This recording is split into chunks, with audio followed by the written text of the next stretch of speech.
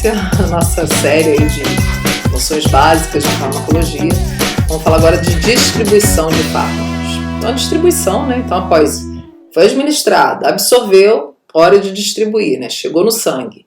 Então, a distribuição é feita pelo sangue, né? E consiste nada mais do que o sangue conduzir esse fármaco para os tecidos, né? Então, ele vai passar do sangue para o tecido. É esse movimento que a gente vai ter. Bom, então os fatores que vão interferir na distribuição, gente, olha só, a gente vai ter a permeabilidade do capilar. Então a gente sabe que dependendo do órgão, do tecido do corpo, a gente vai ter capilares mais permeáveis e outros menos permeáveis. Então o sistema nervoso central, por exemplo, a gente não tem muita permeabilidade, a gente tem a barreira hematocefálica que veda, né? Não tem espaços, então o fármaco obrigatoriamente que vai ter ação central no sistema nervoso central, ele precisa atravessar a parede vascular, as células endoteliais. Então ele precisa estar mais lipossolúvel para conseguir fazer essa travessia. Então cai aquela história lá que a gente falou. Então ele precisa no pH plasmático ficar mais lipossolúvel para quando chegar no tecido cerebral ele conseguir atravessar mais. E ele fica, tanto é que a gente tem vários medicamentos com ação psicotrópica que produzem acúmulos, são acumulados no tecido adiposo, de tão lipossolúveis que eles ficam na corrente sanguínea, tá? Então aqui a gente tem o pâncreas mais fenestrado um pouquinho, o fígado, né, super fenestrado, então os fármacos eles atingem facilmente aqui o músculo cardíaco. Então a estrutura do capilar é importante para definir para onde esse fármaco vai, né? A afinidade pela albumina também, né? Então, existe uma proteína no plasma, que é a proteína mais abundante, que se chama albumina. E existem vários fármacos que têm afinidade por essa proteína, quer dizer, eles se ligam a ela, né? Então, aqui está ilustrando a albumina, seria essa coisa branquinha aqui, né? E as bolinhas, os fármacos. Então, a gente tem fármacos que se ligam fortemente, aqui no caso, nesse desenho, não está se ligando muito, e aqui outros que se ligam mais, tá vendo? E aí o que acontece? Quando o fármaco está ligado à albumina, você tem uma distribuição mais lenta dele, porque ele está grudado, a albumina não sai do espaço vascular, então ele fica preso dentro do espaço vascular. E aí aos poucos ela vai soltando, você vai tendo ela liberando essas moléculas de fármaco. Então ela forma como se fosse um depósito, um reservatório para fármacos e acaba lentificando a distribuição, mas de uma certa forma também mantendo um efeito mais prolongado, tá? Então aqui está ilustrando, né, numa concentração, o fármaco que não se liga à albumina, ele é uma concentração plasmática elevada, mas essa concentração cai rapidamente porque ele é mais rapidamente distribuído.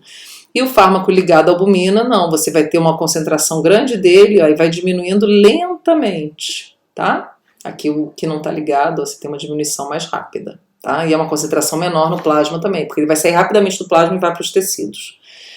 E uma outra questão, gente, é o fluxo sanguíneo. Né? Então, quanto maior o fluxo sanguíneo no tecido, mais fármaco vai cair naquele tecido. Então, músculo esquelético, fígado, rim, você vai ter muito fármaco atingindo esses tecidos muito perfundidos.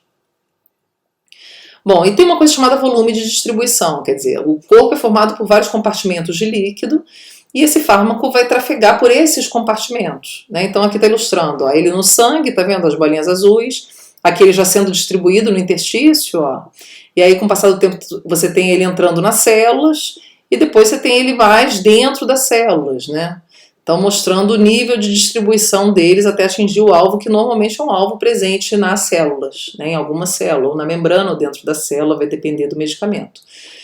Então, né, aqui os homenzinhos mostrando ele concentrado no sangue, tá vendo o azul mais só no sangue, aqui já alcançando mais tecidos, aqui você já não tem tanto no sangue, então se cai a concentração no sangue, mais no tecido, e por aí vai. E aí o que acontece? Os fármacos, normalmente, cada uma vai apresentar um volume de distribuição. Quanto maior o volume de distribuição, quer dizer que ele se distribui mais pelo corpo. Né? Menor quer dizer que ele fica mais preso no espaço vascular. E aquela afinidade pela albumina lá pode interferir nisso, né? Todos aqueles fatores que a gente falou anteriormente. Então, você tem a água corporal total, ela é dividida em compartimentos. Então, a gente tem o volume intracelular, né? O volume intersticial e o volume plasmático, né?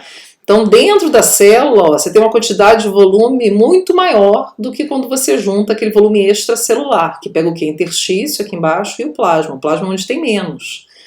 Né? Então, o maior volume está dentro das células. Então, quanto maior a capacidade do fármaco de se distribuir, devido às suas características químicas, né, maior vai ser esse volume, chamado volume de distribuição, tá? Mais ele vai, né, alcançar os tecidos.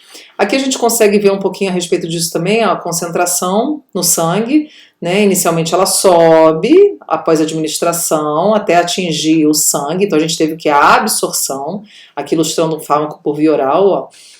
Aí ele atinge o sangue finalmente nesse, né, no pico, quer dizer, você atingiu a concentração máxima, e aí à medida que ele vai sendo distribuído, essa concentração no sangue vai caindo, porque ele vai indo para os tecidos, e depois ela cai de vez aqui, porque a gente tem esse fármaco sendo biotransformado e eliminado do organismo, tá?